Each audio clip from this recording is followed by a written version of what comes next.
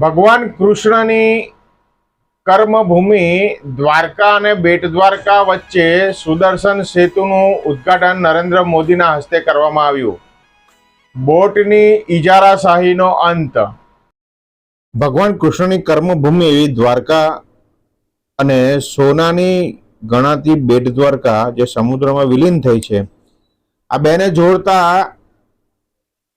માર્ગ તરીકે અત્યાર સુધી માત્ર દરિયાઈ માર્ગનો જ ઉપયોગ કરવામાં આવતો અને શ્રદ્ધાળુએ બોટમાં જઈને મુસાફરી કરવી પડતી હતી. અને આ બોટમાં અસંખ્ય મુસાફરોને ભરવામાં આવતા હતા અને બોટના માલિકો દ્વારા મુસાફરો સાથે અનેકવાર દાદાગીરી કરવાની ઘટનાઓ પણ એ સામે આવી હતી.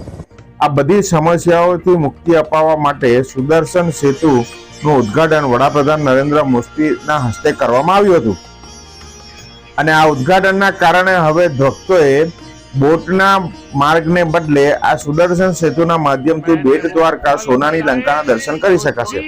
વડાપ્રધાન નરેન્દ્ર મોદીએ બેટ દ્વારકાના સમુદ્ર કિનારે સ્કુબા ડાઇવિંગ દ્વારા દરિયામાં ગર્ભમાં છુપાયેલા સુવર્ણ બેટ દ્વારકાના દર્શન પણ કરતા દ્રશ્યો વિકસિત થયા હતા.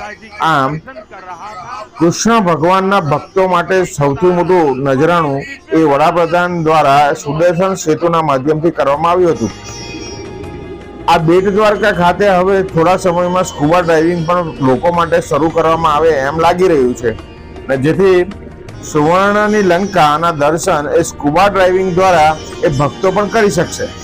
આમ સુદર્શન સેતુના ઉદ્ઘાટનના કારણે એ નાવડી ચાલકોની દાદાગીરીનો તો અંત આવ્યો જ છે, પરંતુ શ્રદ્ધાળુઓના જીવના જોખમ પણ ટળ્યા છે.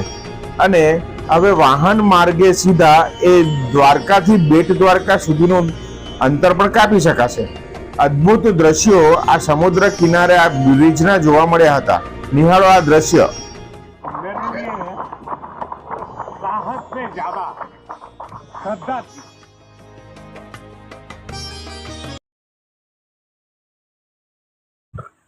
નિહાળો આલાપ ન્યૂઝ.